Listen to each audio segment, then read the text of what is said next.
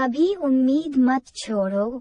एक बार की बात है, एक बड़ा सा पानी की नाव जिसमें कि लोग सफर कर रहे होते हैं वो पानी में डूब जाती है। सारे लोग भी पानी में डूब जाते हैं, लेकिन उनमें से एक किसी तरह से बच जाता है। वो अपनी जान बचाते बचाते किसी तरह एक खाली टापू पर पहुंच जाता है। टापू बिल्कुल ही सुनसान होता है, वहां पर और कोई भी नहीं होता। वो इंसान भगवान को कोसने लगता है कि उसने उसके साथ ऐसा क्यों किया। फिर वो उस टापू के किनारे काफी दिनों तक बैठा रहता है, इस आस में कि शायद उसे कोई बचाने के लिए आ जाए। लेकिन 2-3 दिन बीत जाने पर भी उसे बचाने के लिए कोई नहीं आता। वो अपने बचने की उम्मीद पूरी तरह खो देता है। फिर वो जंगल में जाता है और कुछ लकड़ियां इकट्ठी करता है, जिसे वो अपने लिए के छोटा सा घर बनाता है जिसमें कि वो रह सके। वो आदमी पेड़ों से फलों को तोड़कर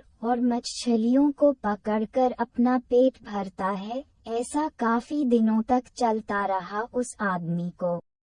अब अपने बचने का कोई रास्ता नहीं दिख रहा था। एक दिन जब वो जंगल में कुछ खाने की तलाश करने के लिए गया हुआ था, तभी उसे बिजली गिरने की आवाज सुनाई दी। वो बिजली उसके घर के पास गिरी थी, इसलिए वो वापस अपने घर को देखने आया। तब उसने देखा कि उसका घर बुरी तरह से जल रहा है। वो बिजली उसके घर के ऊपर गिरी थी, जिसके कारण उसके घर को आग लग गई। वो आदमी भगवान को कोसने लगता है कि उसने के छोटा सा घर बनाया था वो भी जल गया। अब वो क्या करेगा? वो अपनी किस्मत को दिन भर कोसता रहा, फिर उस टापू के किनारे के पास ही सो गया। अचानक उसे एक नाव की आवाज सुनाई दी, जिससे उसकी अनकहें खुल गई। तो उसने उठकर देखा कि एक नाव उसके पास ही आ रही थी। वो जोर